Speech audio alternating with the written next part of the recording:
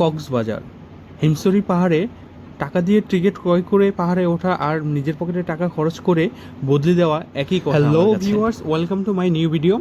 তো আজকে হুট করে প্ল্যানিং ছাড়ে চলে আসলাম কক্সবাজারে এসে যে জিনিসটা আমি ফেস করলাম সেটা হচ্ছে হিমছড়ি পাহাড়। হিমছড়ি পাহাড়ে উঠতে গিয়ে জিনিসটা আমার কাছে বারবার নজরে লাগতেছিল যে দেখার মতো তেমন একটা কিছুই পেলাম না। শুনেছিলাম ঝর্ণা থাকবে, তো ঝর্ণার কিছুই পাইনি।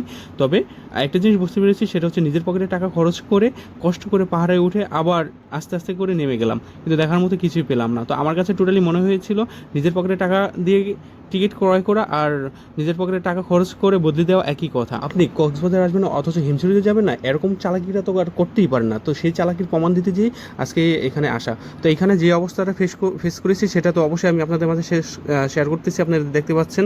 তো এখানে পাপি শুধু আমি একা ছিলাম না, আরও অনেক পাপি ছিল।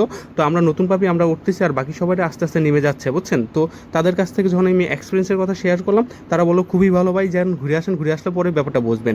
তো যাই হোক, সেই আত্মবিশ্বাস নিয়ে আমি টুকটুক করে উপরে উঠে গেলাম। উপরে উঠে যেয়ে দেখি ওরে বাবারে বাবা, আরও উপরে আরও ওঠার জায়গা আছে। তো এইগুলো দেখে তো মনে এক বুক আশা নিয়ে উঠেছি উপরে, ভাবছি হয়তো ঝর্ণা দেখবো, কিন্তু ঝর্ণার কিছুই দেখিনি।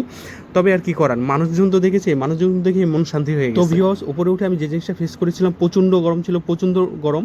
তো আমরা যখন গিয়েছিলাম তখন শীতের সময় ছিল, কিন্তু এই শীতের সময় প্রচণ্ড গরম ছিল। তো একদিক দিয়ে উপরে উঠতেছিলাম, আরেক দিক দিয়ে শরীর প্রচণ্ড ঘামছিল। তো আপনারা যখনই উঠবেন তখনই সাথে করে হয়তো পানি নিয়ে নেবেন, আর বিশেষ করে পানিটা অবশ্যই বাইরে থেকে নিয়ে নেবেন, কারণ ভিতরে পানি যেটাই কিনবেন সেটার দাম খুবই প্রচুর। তো সেক্ষেত্রে বাইরে থেকে পানিটা নিয়ে আসলে সবচেয়ে বেটার হয়। তো এখানে আরেকটা কথা বলে রাখছি, সেটা হচ্ছে দুর্বল হৃদয়ের মানুষরা যারা আছে, যাদের হার্টের রুগী আছে, তারা এখানে কখনো ওঠার প্ল্যানিংটা করবে না। কারণ হচ্ছে না, আপনি উঠবেন 2 পায়ে, নামবেন 4 পায়ে, মানে আপনি উঠবেন 2 পায়ে, আপনাকে নেমে নামাবে, মানে ধরে নামাবে 4 জন। তো ব্যাপারটা আপনি বুঝতে পারছেন। তো সেজন্য দুর্বল হৃদয়ের মানুষরা এখানে উঠবেন না। তো ভিউয়ার্স, আজকের ভিডিওটা এতটুকুই। ভালো লাগলে নিজের কাজে লেগে পড়ুন।